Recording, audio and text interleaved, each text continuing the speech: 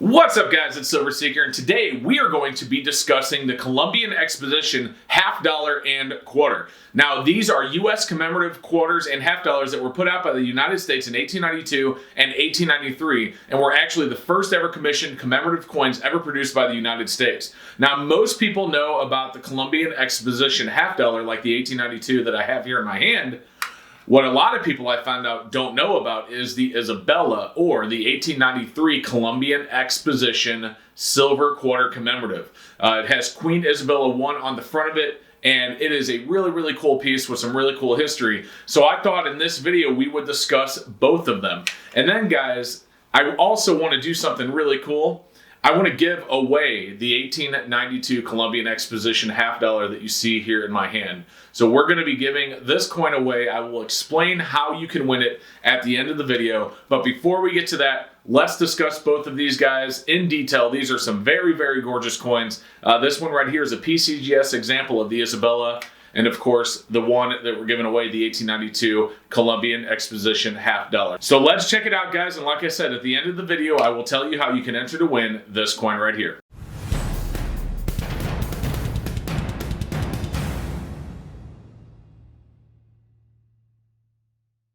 Okay, guys, the first thing we're going to take a look at is the 1892 commemorative. This is the Columbian Exposition half dollar. This is actually not only the first ever half dollar commemorative ever produced by the United States, but it's the first ever commemorative produced by the United States. The half dollar was designed by Olin Lewis Warner, and the engraver Charles E. Barber engraved the obverse showing the bust of Columbus, and George T. Morgan, so this actually has two different engravers, George T. Morgan. So if you think about the Morgan half dollar, or the Morgan silver dollar, and the Barber half dollar, Morgan designed or engraved the reverse, and the obverse was engraved by Barber. So you have a Barber and a Morgan all in the same coin, which is really kind of cool. And the reverse was a representation of Columbus's flagship, the Santa Maria, above the two hemispheres. So really cool design. And I like the way that they commemorated Columbus's Santa Maria, and you got the two hemispheres of Earth, so one and two sides of the Earth basically on the bottom of the coin. And then of course you have 1492 right there. These coins were sold for $1 each at the World's Columbian Exposition in Chicago during 1893. A lot of them actually didn't sell, and eventually were actually released for circulation at their face value, or even melted back down for the silver, which is kind of crazy to think about. The 1892, they made 950,000 of these. In 1893, they made 1.5 million. So the 1892 that you see here is a little bit more rare, and it is kind of cool to have the first ever year of a commemorative made by the U.S., which is the 1892. So the story behind the Isabella is actually pretty cool. See, the event, the Columbian Exposition, had been authorized by Congress 2 years previously. When they authorized the event, they created a board of lady managers and a board of gentleman managers to oversee the fair.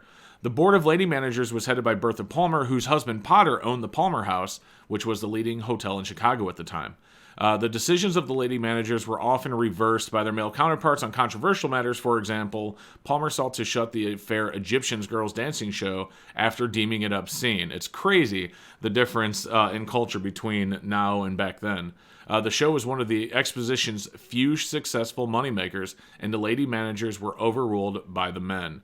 Now, the authorization for the Board of Lady Managers had been included in the 1890 law giving federal authority to the exposition at the insistence of women's advocate Susan B. Anthony. So, again, we're going into history of some really cool people and some really cool coins. And she was determined to show that women could successfully assist in the management of the fair.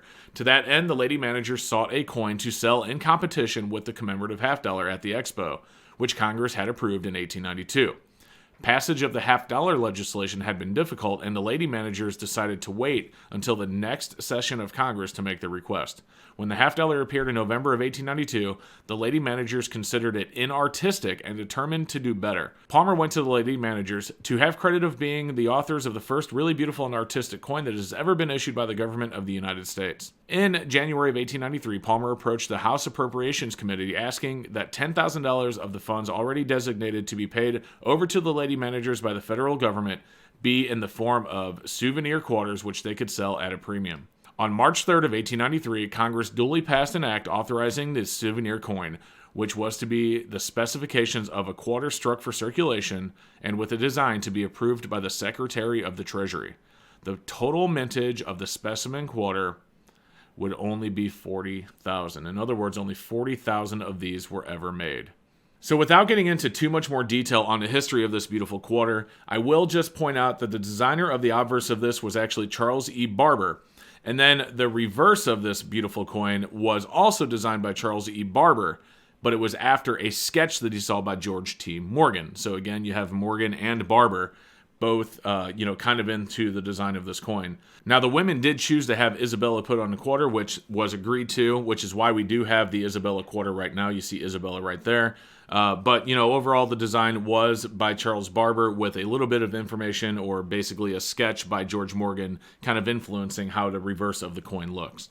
So that is the history on the Isabella quarter. And again, these have a very, very low mintage. Only 40,000 were ever made. I hope you enjoyed learning a little bit about the Isabella quarter. Now, if you guys are interested in the giveaway for this 1892 Columbian Exposition half dollar, stay tuned. I'm going to tell you how you can get into that. Okay, guys, there you go. They have some really cool history, at least I think so. I hope you do as well. And I hope you enjoyed the video and learned a little bit about the Isabella. Now, guys, you're probably here to wonder, Seeker, how do I get into this giveaway? Well, guys, it's very, very simple. Let me know down below in the comments what you think about the Isabella. What we're going to do is on a live stream on February 8th, during my Saturday night CRH live stream, we will be picking a winner at random from the comments in this video. So if you leave a comment in this video, that's all you have to do. You don't have to be present on the live stream to win. That's just when we're going to make the pick so that everyone can see it being picked live. And then what I'll do is the next day I will post the winner on my website at coolstacks.com. So if you weren't able to make the live stream and see the pick, you will at least be able to go on the website and see if you won.